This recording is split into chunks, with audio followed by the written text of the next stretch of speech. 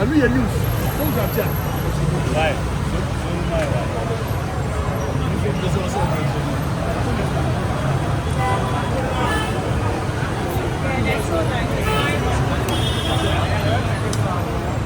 How about them lights?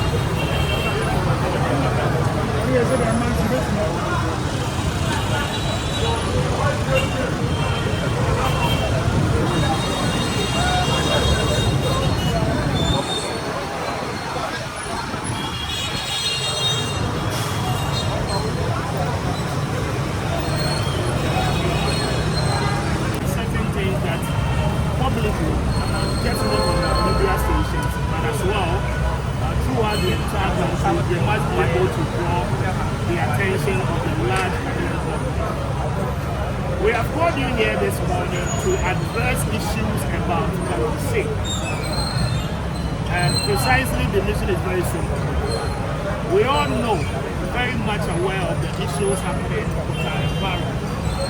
And arguably nobody today can speak to the fact that Galamsey has no negative impact on our communities, on our societies, and then on our lives as a people.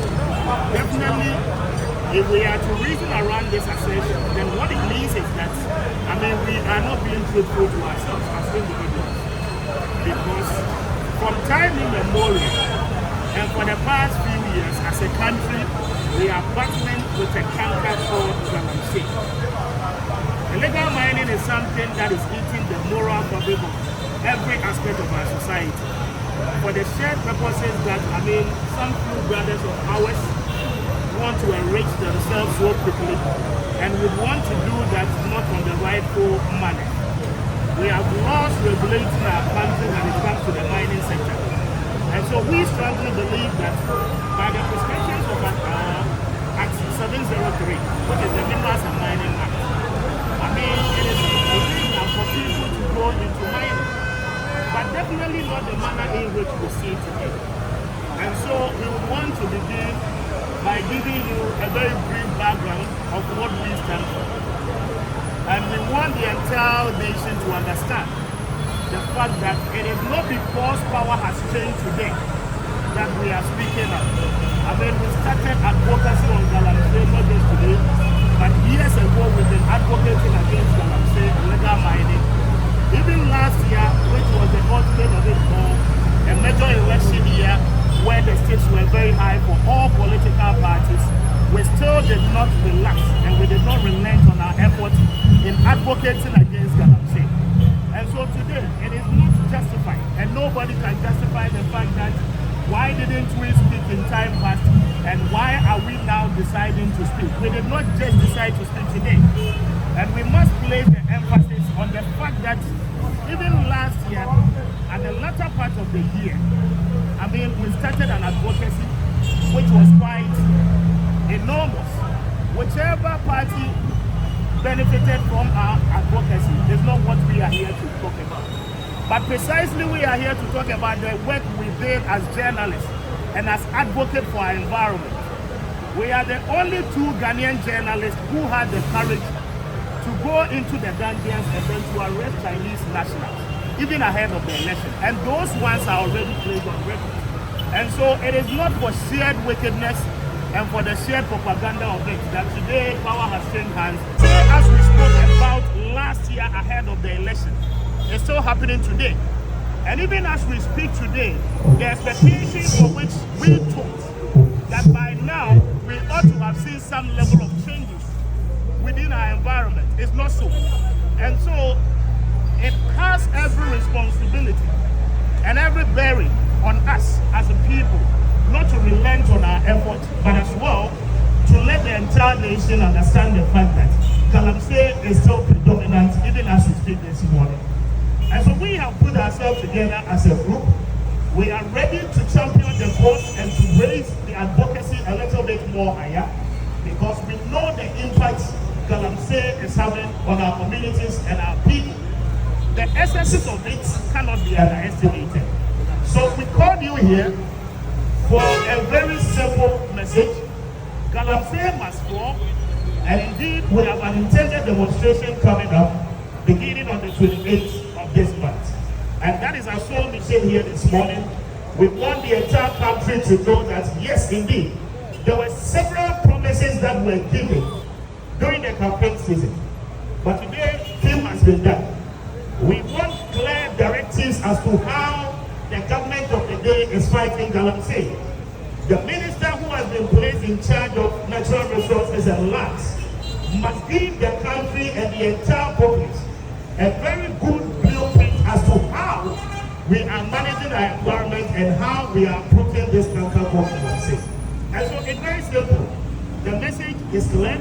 We have an intended demonstration coming up on the 28th of this month, and we are calling all and sundry. The entire population of Ghana must begin to realize the devastating effects of Galamsey if nothing is done about it. What we have seen in the last 100 days of a new regime is the fact that it's been a mere rhetoric, and I must tell the emphasis that everything we see today and everything government claims to be doing about Galamsey today has been done before in the past. The result we still see around us is the level of devastation.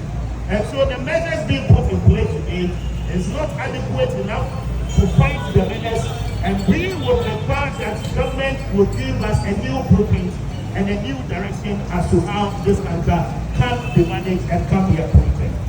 Now, said many much here, yet I assume Mohano pay no very simple.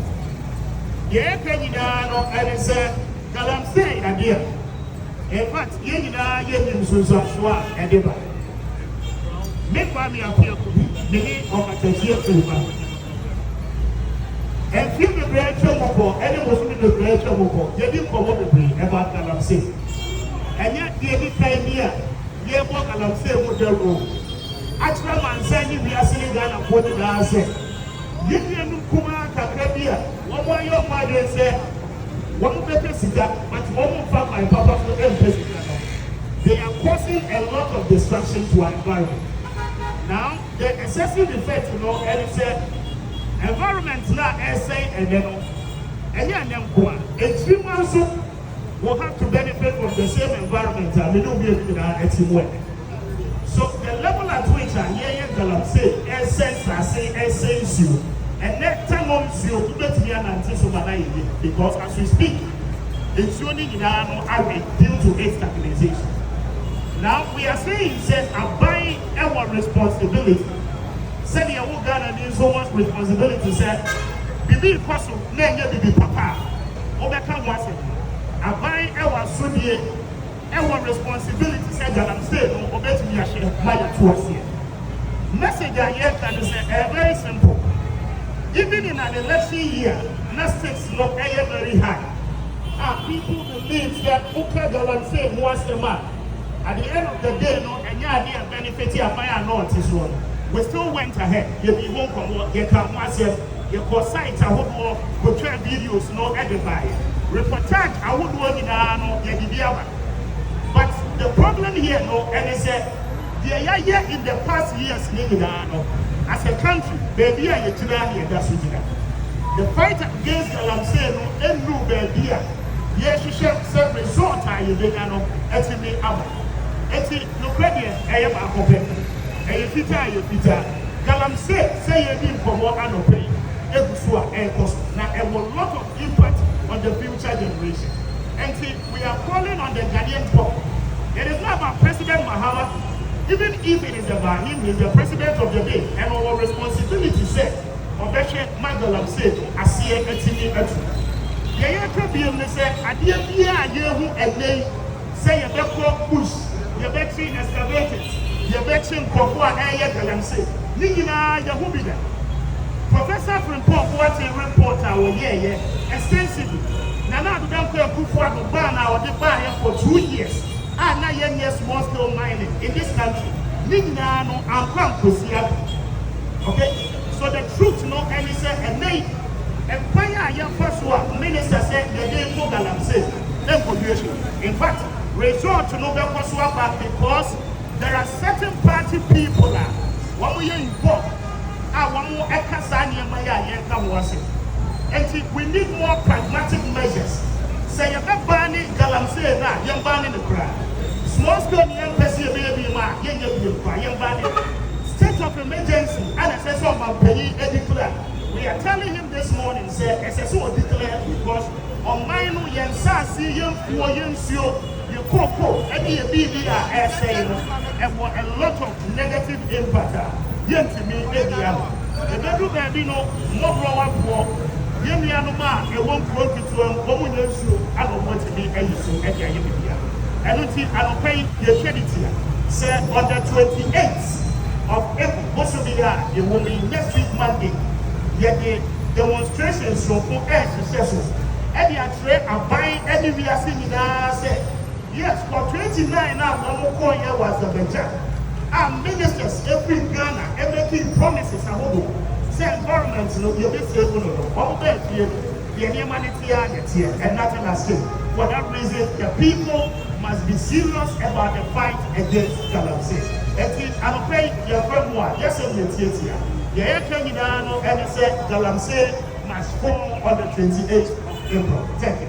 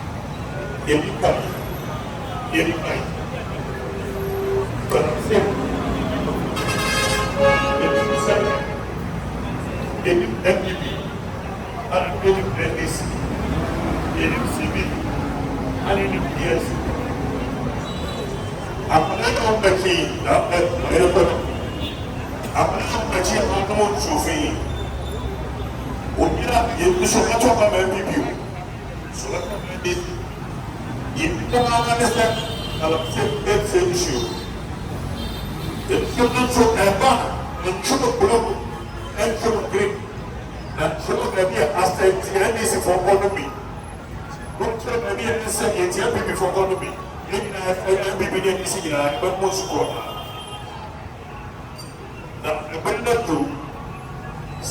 give them possible. Ghana money.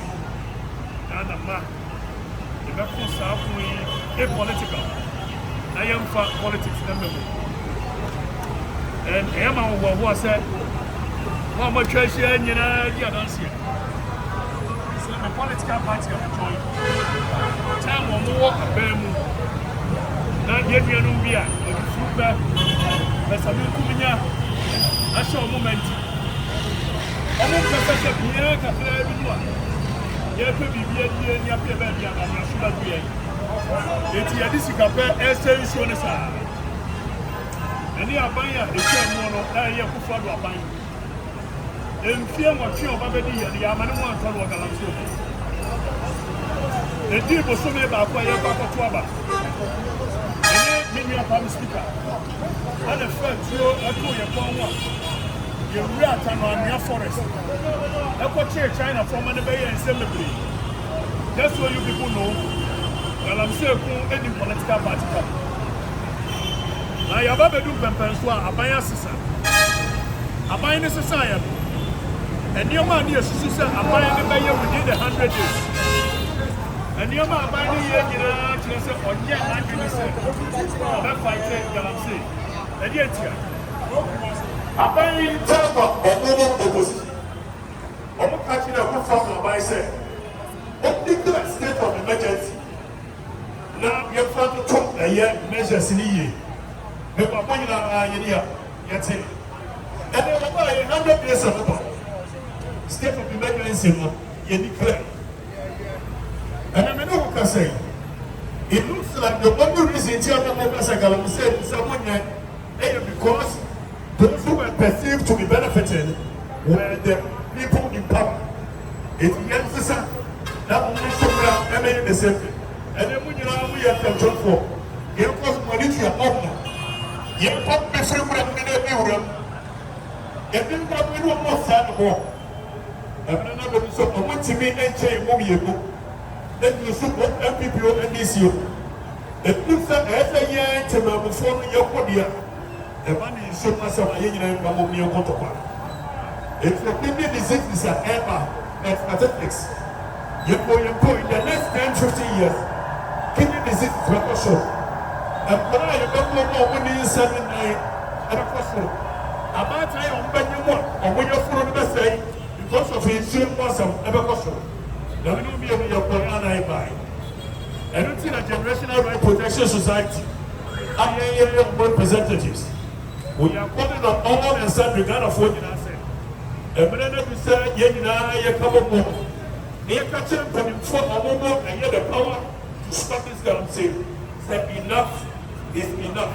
Their brand demonstration. Enough in the same.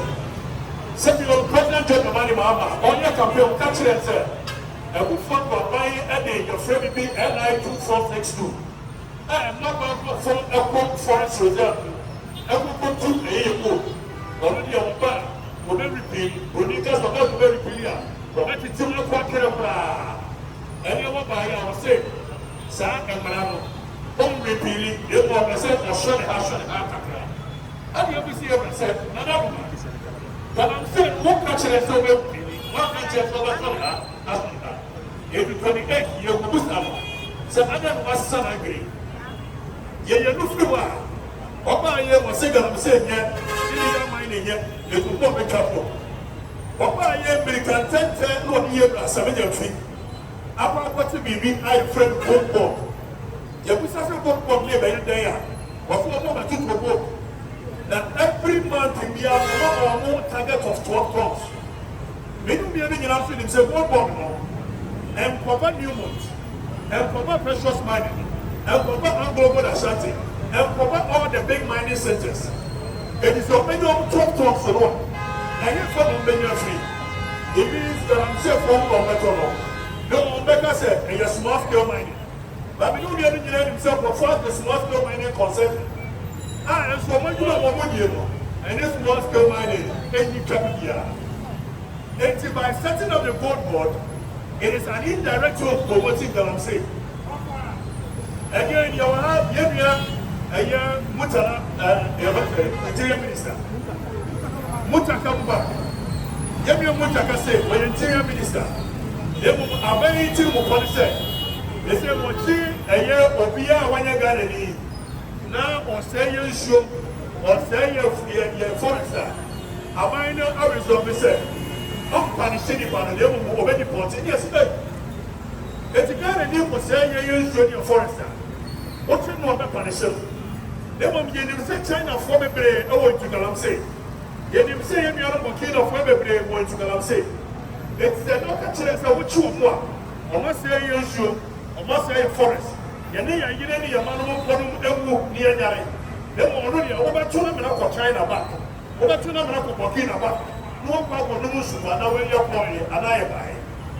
But the year Kenya said, I buy the share. Some of them when they be before from back, or resetting, obey a state of emergency. Near Yaya back. Near to shut my pipe before sure. You better your video. Then for the first 100 years, and your more deep work coming in our say, on year night, the political will is not there. If you are selling your Ghana from on the 28th of a year, Samanki, which is a 20 away, everyone now with the paper. Then you are a glass sports. Now, your Bofante, now your pump and your flash house. They will be in a police headquarters. Then the police for you come out there.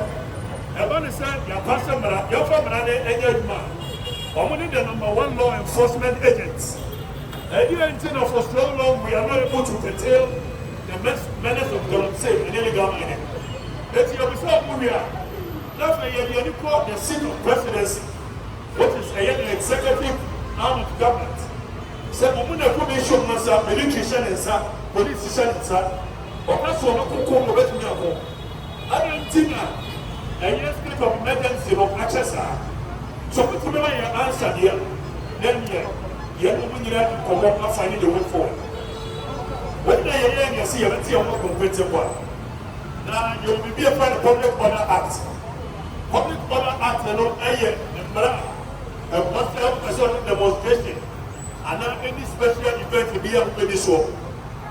Now, Generational Right Protection Society, yet this time and so.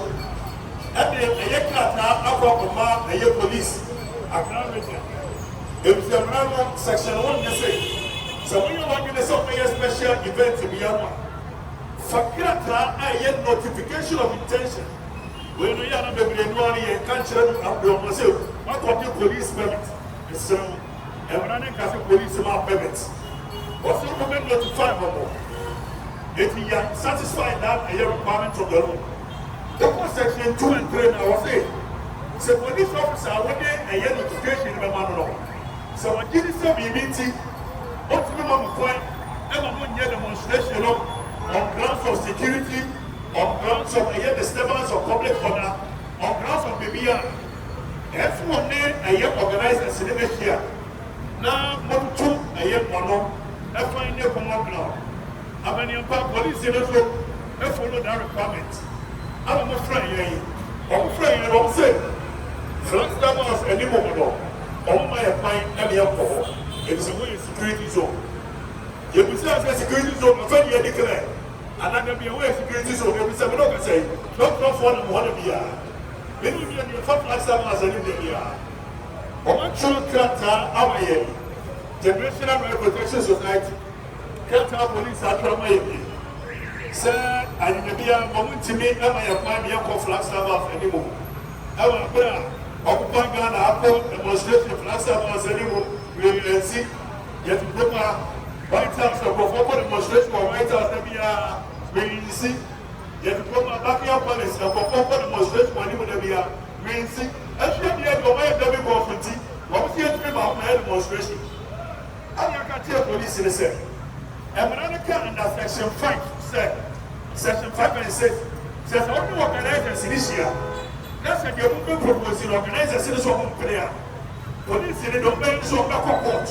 I'm not judge, I want more order. And then police in the court. Then so the 2 year one me, no matter. I look at as so only a quiet. Emma, young pump, I have not sabbath anymore. Get your second crack, Arnold. Now, wait, and from a parcel. It is only the courts that has the power to protect the fundamental rights of the people. It is not in the hands of the police to decide so maybe I put the demonstration around me uncle. So until such a time, sir, police say never court. I mean, able to court order, which says sir, I'm your demonstration of Flagstaff of anymore. On the 28th, there won't 2 p.m. The United States transport where a different demonstration altogether. And then the usual and a couple of 2 p.m. The United States transport. Near Nantia police headquarters. If you are your problem, now Flagstaff is in anymore. They are still overnight. Your message is very simple. You need a papa John Romani Mahama, ever could you come on? You have said 3 days. Up by a cogent plan. Now, the best of it, a Galamsey. That's why you said, your minister, Accra press conference. The press conference national. And you should one minister, Hey, minister, I said, yeah, forest, you know, and I know. Yes, hallelujah. If you I find as a minister, no more than short for the year. Yet you are home, the food is probably ended.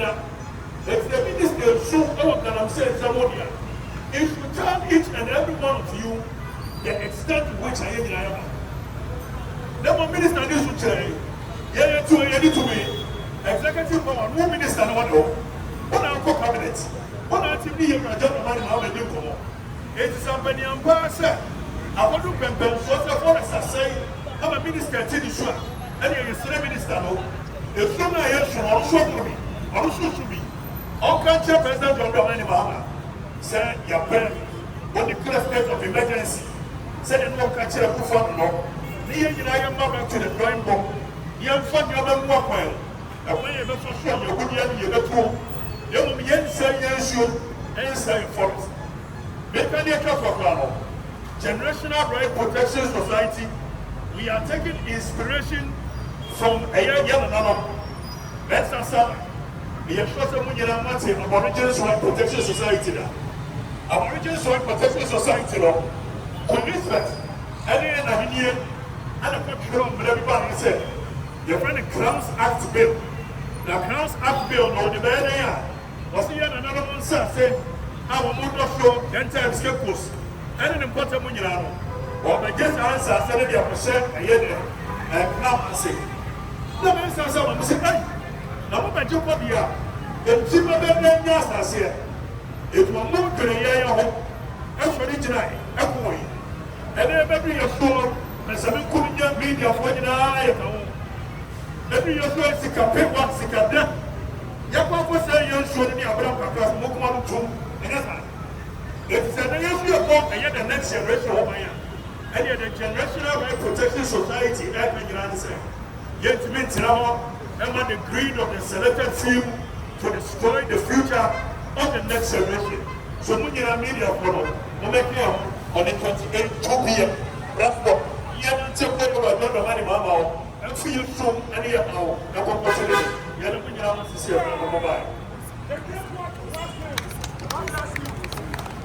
Okatakyie Afrifa, Yasu Wawate. God bless you. The great wise king. Ties. You call hammer ties. Punch it down. Say that. The great Odike. When I do boutique back to Marseille.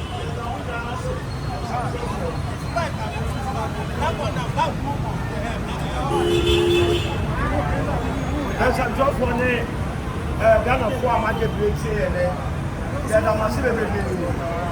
Now, Sama, Galamsey, at Okatakyie, we know when I just want you guys at Okatakyie, otherwise, and I'm sure, and another year, I'm just here. That's another, what's it called for you? O'Brien, I'm not what now, said, and no. Young said, I can't mean my child, a man just here, and said, I was not going to look at the general. As I do it, what do I want to swallow? I will swallow for that tasking feet. But you're very fun to say, then you need yet Accra and young. I do want to get you more to what you go to now. You can't see a sound class pass of last week. Yes, sir, for one. Not your once a year. Sasana Kenya. I mean, the Yamawa. Yamawa 1,000 feet. No go to airport follow. You need to appear. Who are Okatakyie?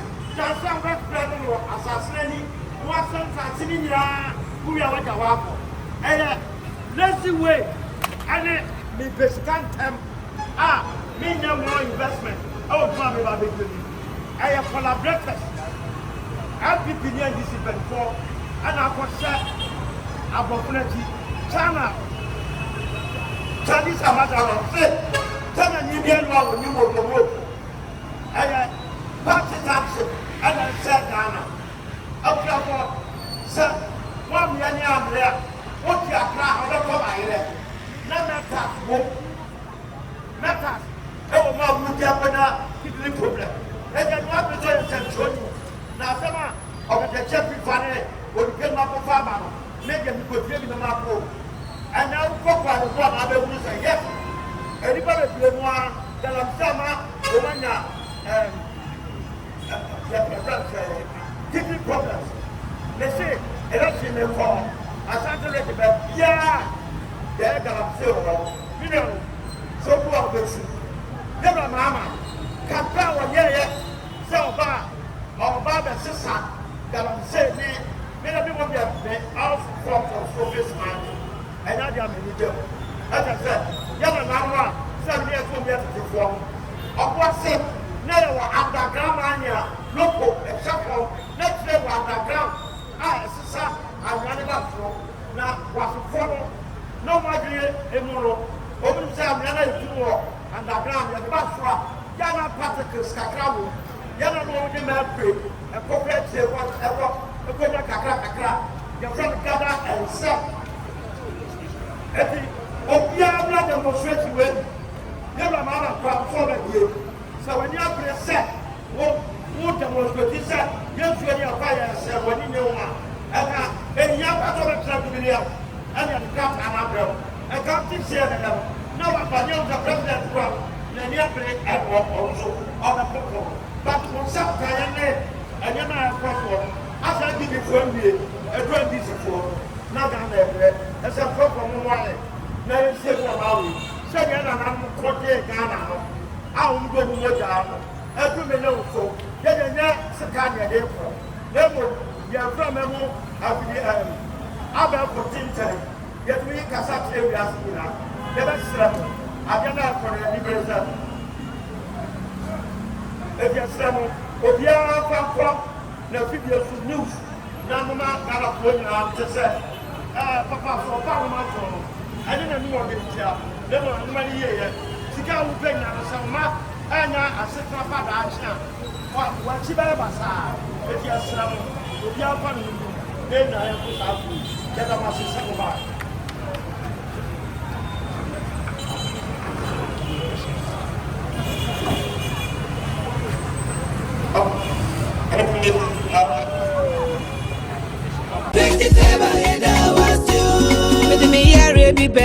Olu, hey, nah. Me come in for a hole. Hey, who come from? Now, what's me? You man.